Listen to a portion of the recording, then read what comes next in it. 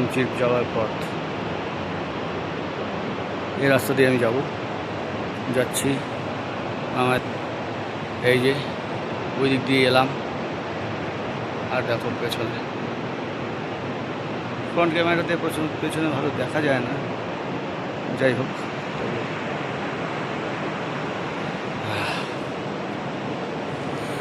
বুঝেছো?